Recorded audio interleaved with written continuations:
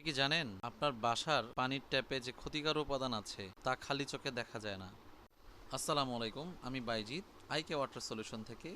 আমরা কাজ করছি প্রতিটা বাসায় বিশুদ্ধ ও নিরাপদ পানি পৌঁছে দেওয়ার লক্ষ্যে। ঢাকায় প্রচুর পরিমাণে কমন সমস্যা পানির সমস্যা।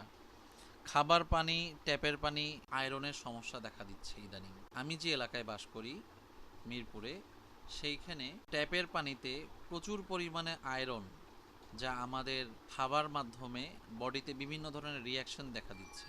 প্রচুর দুর্গন্ধ। আমরা বেসিক্যালি পানিটা ওয়াসা থেকে কিনে এনে খেতে হয়, যেটা আমাদের জন্য আসলে ব্যয়বহুলও, আবার অন্যদিকে কষ্টকরও। নিউ এজের এক প্রতিবেদনে বলা হয়েছে, সম্প্রতি গবেষণায় দেখা গেছে ঢাকা ওয়াসা সরবরাহ করা পানিতে ক্যান্সার সৃষ্টি করা উপাদান পাওয়া গেছে। এখানে প্রায় 2 কোটি ঢাকাবাসীর দীর্ঘদিন ধরে ক্যান্সার ও অন্যান্য মারাত্মক রোগের ঝুঁকিতে আছে। আবার আরেকটি গবেষণায় দেখা গেছে সার ট্যাপের পানির একটা বড় অংশ অনুমোদিত মাত্রার চাইতেও বেশি ব্যাকটেরিয়া পাওয়া গেছে। অর্ধেকের বেশি নমুনায় কলিফর্ম আর ইকোলাই ব্যাকটেরিয়া পাওয়া গেছে।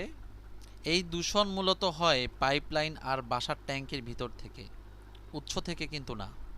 তার মানে সমস্যাটা আপনার বাসায় পৌঁছানোর পথেই হচ্ছে, যার ফলাফল পানিবাহিত ডায়রিয়া, চর্মরোগ, দুর্গন্ধ, ঘোলা পানি, বারবার ফোটানোর ঝামেলা আর দীর্ঘমেয়াদী কিডনি লিভারের ঝুঁকি। আসলে বিশুদ্ধ পানি খাওয়াটা খুবই জরুরি। তাহলে বোঝাই যাচ্ছে আসলে ট্যাপের পানির উপর ভরসা করা যায় না। আপনার ট্যাপের পানির অবস্থা কি সেটা টিডিএস মিটার দিয়েই চেক করতে হবে, প্রাথমিকভাবে আর কি। তাই আপনি যদি না পারেন আমাদেরকে কল করতে পারেন, আমরা আপনার ওয়াসার পানি, ট্যাপের পানিটা টিডিএস মিটার দিয়ে চেক করব এবং উপযুক্ত আরও মেশিন অথবা নন আরও মেশিন আপনাকে সাজেস্ট করতে পারবো। যদি আমাদের সার্ভিসটা ভালো লাগে তাহলে আপনাদের কাছের মানুষদেরকে বলতে পারেন। এখন সমাধান আপনার হাতে।